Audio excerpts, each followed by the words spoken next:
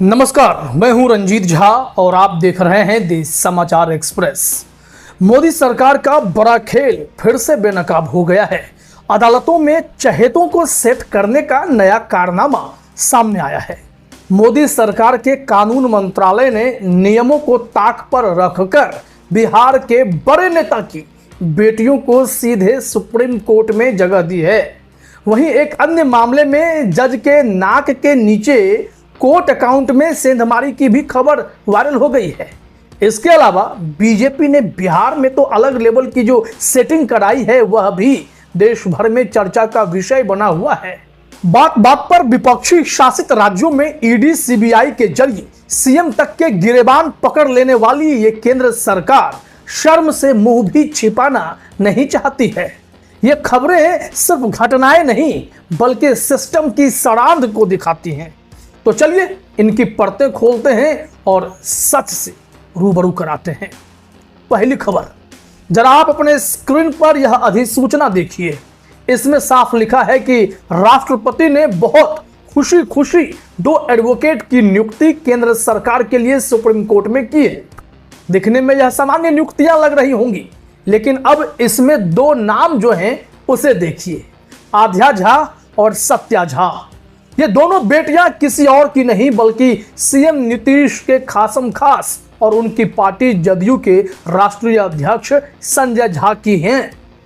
जी हां, जदयू के कार्यकारी राष्ट्रीय अध्यक्ष संजय झा जो नीतीश कुमार के करीबी हैं और जदयू बीजेपी गठबंधन का हिस्सा है। उनकी दोनों बेटियों आध्या झा और सत्या झा को सुप्रीम कोर्ट में ग्रुप ए पैनल का काउंसिल बनाया गया है। 9 अक्टूबर 2024 की अधिसूचना को आरजेडी ने 16 जून 2025 को ट्वीट किया है। आरजेडी ने दावा किया है कि इनके पास कानूनी अनुभव का अभाव है, न तो इनका कोई उल्लेखनीय केस हिस्ट्री है, न ही 5 साल का जरूरी अभ्यास। फिर भी इन्हें सीधी नियुक्ति मिली।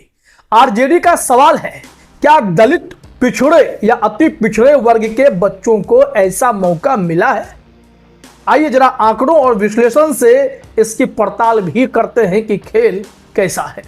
सुप्रीम कोर्ट में ग्रुप ए पैनल काउंसिल की नियुक्ति के लिए सामान्यतः 5 से 10 साल का अनुभव और मेरिट आधारित चयन जरूरी होता है, लेकिन इस मामले में दोनों बहनों की नियुक्ति बिना किसी पारदर्शी प्रक्रिया के हुई। 2020-24 के बीच सुप्रीम कोर्ट में कुल 25 ग्रुप ए पैनल काउंसिल नियुक्त हुए, जिनमें से 70% का चयन बड़े वकीलों या प्रभावशाली परिवारों से जुड़े लोगों में से हुआ। यह data bar council of India के रिकॉर्ड से लिया गया है।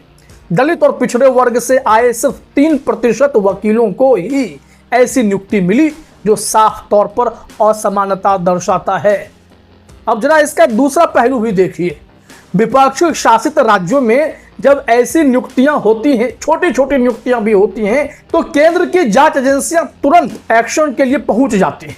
उदाहरण के लिए पश्चिम बंगाल 2022 ममता बनर्जी सरकार ने राज्य बोर्ड में अपने करीबी रिश्तेदारों की भर्ती की, ऐसा आरोप लगा, जिस पर सीबीआई ने 6 महीने की जांच के बाद 5 लोगों के खिलाफ केस दर्ज कर लिया।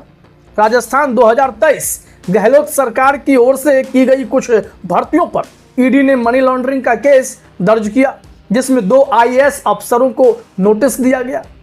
छत्तीसगढ़ 2024 भूपेश बघेल सरकार के दौरान शिक्षक भर्ती में कथित भाई भतीजावाद पर सीबीआई ने 10 से ज्यादा अधिकारियों की जांच शुरू की, लेकिन जदयू नेता की बेटियों की नियुक्ति पर ईडी सीबीआई चुप क्यों है? क्या ये इसलिए क्योंकि जदयू बीजेपी गठबंधन में है? संजय झा जदयू के बड़े नेता हैं और नीतीश कुमार के जरिए केंद्र सरकार से जुड़े हुए हैं।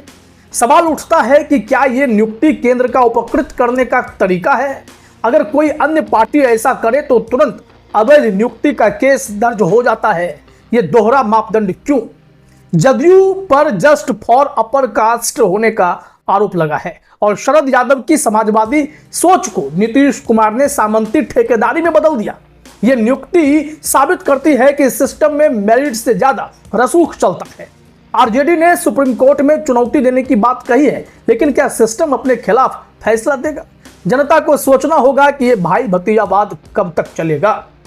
अब जरा गौर फरमाइए, इससे ही मिलती जुलती एक और बड़ी खबर जो सीधे बिहार से जुड़ती है, जहां 2025 में विधानसभा चुनाव नजदीक है और नीतीश कुमार की सरकार ने कई आयोग का गठन किया है, लेकिन इन नियुक्तियों में भी कई सवाल खड़े हुए।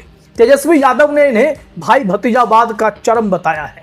बनाए गए आयोगों में महिला आयोग, अल्पसंख्यक आयोग और पिछड़ा वर्ग आयोग है। समाज हित के नाम पर कैसे यहां स्वार्थ सिद्ध किए गए हैं, इसका भी भांडा फूटा है। तो आइए इन नियुक्तियों की धांधली आपको बताते हैं। महिला आयोग, सीएम नीतीश के प्रधान सचिव दीपक कुमार पूर्व चीफ सेक्रेटरी बिहार सरकार 1984 बैच के हैं, IAS हैं, जो नीतीश के आंख कान नाक माने जाते हैं। उनकी पत्नी को नियुक्ति दी गई। स्वर्गीय रामविलास पासवान के दामाद और वर्तमान में केंद्रीय मंत्री चिराग पासवान के बहनोई धनंजय कुमार उर्फ मृणाल पासवान को अनुसूचित जाति आयोग का अध्यक्ष बनाया गया है। वहीं हम संरक्षक और केंद्रीय मंत्री जीतन राम मांझी के दामाद देवेंद्र मांझी को उपाध्यक्ष बनाया गया है। इसके अलावा चुनावी साल में नीतीश कुमार ने कई राजनीतिक हित को साधते हुए आयोगों का गठन किया है, जिसमें कई ऐसे आयोग हैं जिसका पुनर्गठन भी हुआ है। कहा जाता है कि अल्पसंख्यक आयोग, सवर्ण आयोग, मछुआरा आयोग, अनुसूचित जनजाति आयोग का भी गठन कर, लेकिन सबसे अधिक चर्चा परिवार के सदस्यों को आयोग में स्थान देने को लेकर हो रही है। नीतीश कुमार को सोशल इंजीनियर कहा जाता है। यहां तक कि नीतीश कुमार ने अपने बेटे निशांत तक को पॉलिटिक्स में एंट्री नहीं दी। हालांकि अब वो गाहे बगाहे बयानबाजी करते नजर आते हैं, लेकिन वही नीतीश कुमार अब अपने सहयोगियों और करीबियों के रिश्तेदारों को आयोग में क्यों बैठा रहे हैं? क्या ये नियुक्तियां चुपचाप स्वीकृत करना बीजेपी का दबाव है? बिहार में 2025 का विधानसभा चुनाव आने वाला है। ये आयोग गठन और नियुक्तियां चुनावी सियासी हितों का हिस्सा हो सकती हैं। नीतीश कुमार की जदयू और बीजेपी का गठबंधन मजबूत करने के लिए ये कदम उठाए गए होंगे।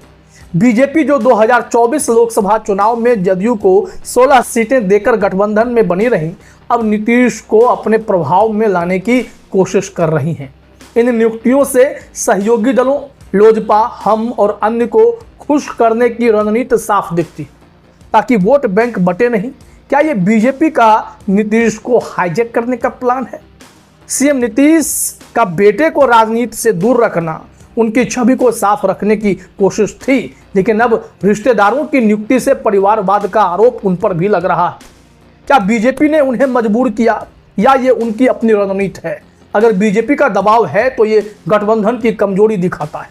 अगर नीतीश की मर्जी है तो सोशल इंजीनियर की साख खतरे में है।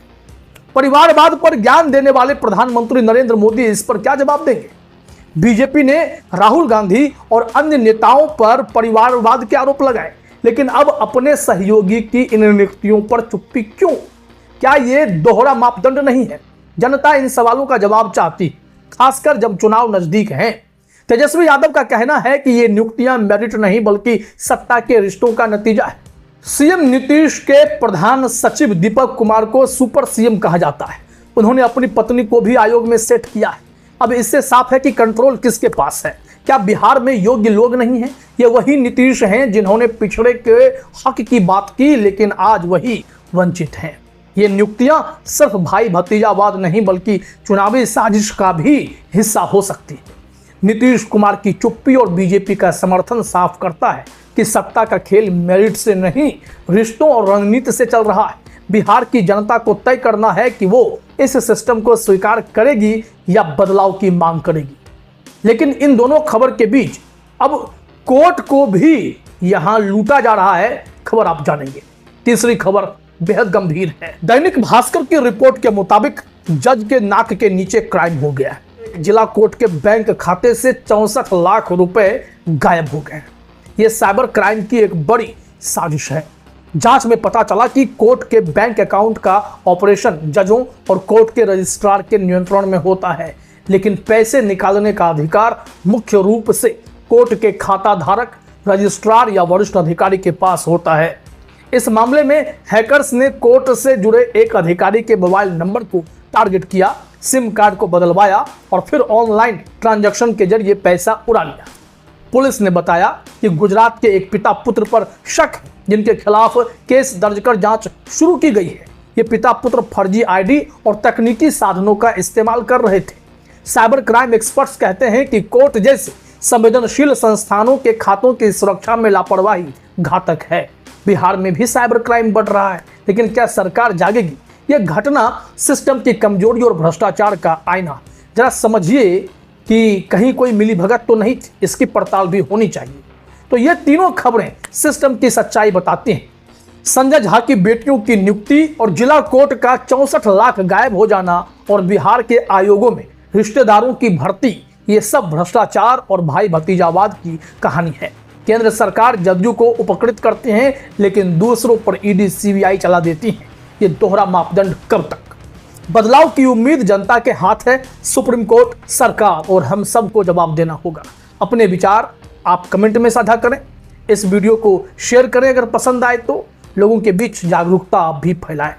फिलहाल इस वीडियो में इतना ही। आप तमाम साथियों का हमसे जुड़ने के लिए बहुत बहुत धन्यवाद, बहुत बहुत शुक्रिया।